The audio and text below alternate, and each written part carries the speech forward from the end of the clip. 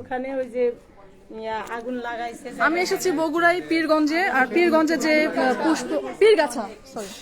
পীরগাছা গঞ্জের সাথে খুব মিলিয়ে ফেলি। তো পীরগাছা এলাকায় যে কীর্তনিয়া বাড়িতে ভাঙচুর হয়েছে, তার ক্ষয়ক্ষতি সবকিছু দেখলাম। আমি আপনাদের সাথে একটু দেখাতে চাই যে এখানে পুষ্প কীর্তনিয়া উনি দাঁড়িয়ে আছে, উনার গাড়ি সহকারে তার বাড়ির ঘর বাড়ি বিভিন্ন ফার্নিচার টাকা পয়সা লুট করে নিয়েছে এবং সোনা গয়নাও লুট করেছে, সেটা একটু দেখায়। উনি হচ্ছে পুষ্প কীর্তনিয়া এবং উনার পরিবার, এটা পুরো পরিবার সবাই এখন খুব বাজে অবস্থার মধ্যে দিয়ে দিন যাচ্ছে ওদের। কারণ আপনি বলেন, লাইভ আছে, আসো না লাইভটা একটু ধরো। লাইভ তো এডিট করা যায় না, তাই আমি একটু লাইভে গেলাম। কারণ এটা তো সবাই গুজব বলছে, সেই গুজব আসলে সত্যি কিনা গুজব কিনা সেটা আমি একটু প্রমাণ করতে চাই। লাইভে তো আসলে তুমি একটু ক্রাউড কম করো না দাদা।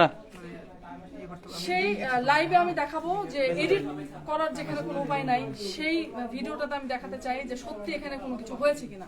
আপনি বলেন। আমার বাড়িতে আমার একটা হাইস গাড়ি আছে, কবেকার ঘটনা? সেটা হলো এই 5ই আগস্ট সোমবার বিকেল হলো 4:30 প্রথমত ক্লিয়ার হলো যে এটা কোনো আগের ঘটনা না, এটা 5 তারিখের ঘটনা। তারপর ওখানে এসে ওনারা যখনই আসছে, ওখানে আসার সাথে আমি তো এখান থেকে পালিয়ে গেছি। ওইদিকে কিছুটা তারা ভাঙচুর করতেছে, আর কিছুটা এসে আমার এক জারকে আমার ইট মারছে, মাথায় ইট মারছে। এক জার কাছে আসছে হকি নিয়ে আসছে, আমার হাজবেন্ডকে খুঁজছে, বলছে অনন্তক বের করে দে, নাহলে আর বউকে বের করে দে, আর বউ কোন জায়গায়, তাড়াতাড়ি বের কর, না হলে মারবো।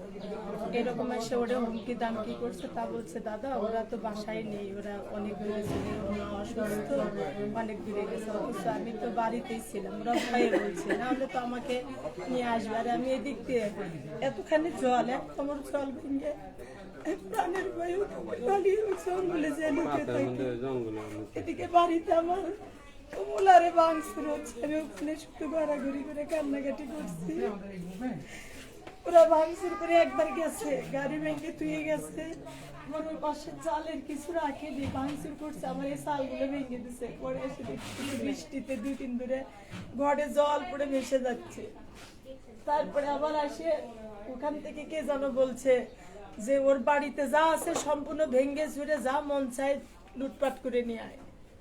সে ঘরে ঢুকছে ওরা। আবার ওই পাশে আমার রান্নাঘরের ওই বাথরুমের ঘরের দরজা ভাঙছে, রান্নাঘরের দরজা ভাঙছে, আবার আমার ওই থাকা রুমের দরজা ভাঙছে। ভেঙে রুমে সে যার যা মন চাইছে হাতে নিয়ে গেছে। বাবুর সাইকেল, জলের মোটর ইত্যাদি, রান্না বান্না যাবতীয় যা কিছু। তারপর আমার থাকার ঘরে এখানে কাপড় চোপড় দামি দামি যা ছিল সেগুলো নিয়ে গেছে। আমার টাকা পয়সা সোনা দানা যা ছিল সব নিয়ে গেছে। আমি কীর্তন করে কতখানি সোনা ছিল? 7 ভরি স্বর্ণ ছিল, আর টাকা 5-6 লক্ষ টাকা ছিল। তো যারা করে এই ঘটনাটা ঘটালো তারা কি পরে আসছিল? পরে আর আসেনি, শুধু বলে গেছে আবার রাতে আসবো, হুমকি দিয়ে গেছে। হ্যাঁ, আবার রাতে আসবো। তখন চেয়ারম্যান মেম্বার চারিদিকে ফোন করে বলতেছে আমাকে আপনারা বাঁচান। ওরা রাত্রেবেলা বলছে আগুন দিয়ে যাবো। এখন তো এইটুকু। আপনারা কি কোনো রাজনৈতিক দলের সঙ্গে যুক্ত? না। আমার হাজবেন্ড একটু মাঝে মধ্যে শুধু মিটিং করলে ডাকছে, তাই গেছে। তাছাড়া এলাকার মানুষ হিসেবে অংশগ্রহণ করা তো কোনো দোষের না। স্বামী স্ত্রী দুজনেই। চলেন একটু দেখি, আমরা একটু যাই, চলো।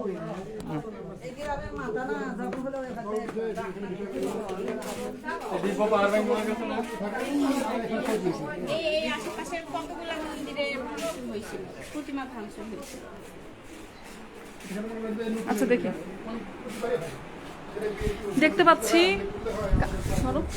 ধরো ওটা বাদ দাও। এই যে কাঠের টুকরা এগুলো ভেঙেছে, সমস্ত ঘর বিছানো ছিল এখানে, এগুলো সব ভেঙেছে। আসে তারপর এদিকে টাকা পয়সা সোনা দানা, ওই যে গদির নিচে টাকা রাখছিল সেগুলো সব ফেলাই দিছিল। আমি পরে পাঠিয়ে দিচ্ছি, যেগুলো সব ভাঙতে পড়ছে।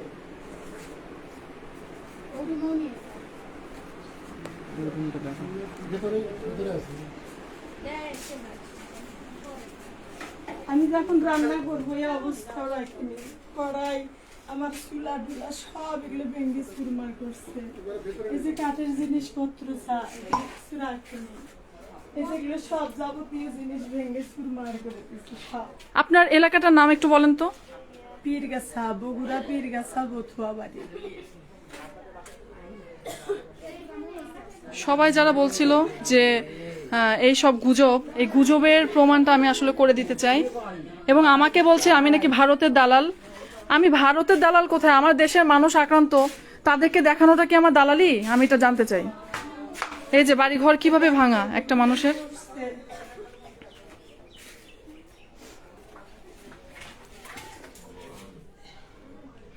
এটা কি জল তুলে খাবো, আমার টিউবওয়েল পর্যন্ত ভেঙে দিয়ে গেছে। আবার জল তুলে খাবার মতো টিউবওয়েলটাও রাখিনি। আমি এখন ওকে অধীনে আমার যা দেবরেরা ওরা যা দিচ্ছে আমি তাই খাই। মোটর নিয়ে গেছে বললেন? মোটর নিয়ে গেছে, আমার বাবু স্কুল করতো, আমার বাবুর স্কুল করা সাইকেলটা নিয়ে গেছে এখান থেকে। আর ওই রুমে তোর যে টাকা পয়সা সোনা দানা রাখা ছিল, এই যে গাড়িটা,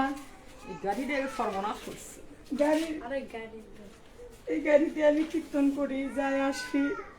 এদিকে চাল ডাল সব এদিকে বিছানো ছিল, একবারে সব কিছু মানে